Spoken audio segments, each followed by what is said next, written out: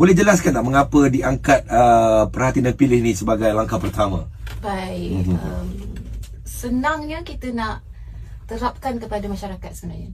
Perhati dan pilih itu dua perkataan yang sangat mudah difahami, mudah disebut, boleh siapa-siapa saja. Jadi sebab itu tahun ni kita mengambil tema untuk Ramadan kali ini, dan juga mana-mana perayaan juga boleh guna pakai konsep perhati dan pilih ini.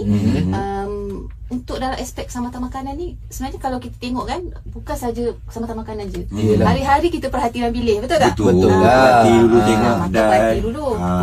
Lepas tu baru buat pilihan kan. Dalam kehidupan konsep perhati dan pilih ni sangat dipraktikkan setiap masa. Jadi kalau kita tengok dalam aspek keselamatan makanan keselamatan makanan ni saya sering tekankan 3 asas utama. So kalau kita tengok makanan ni, dia ada 3 komponen kan. Orang yang mengendalikan makanan tu. Lagi satu, persekitaran penyediaan makanan tu sendiri. Kat mana makanan tu disediakan, dan juga last sekali makanan tu sendiri. Jadi kalau nak perhatilah 3-3 benda ni. Lepas tu barulah buat pilihan.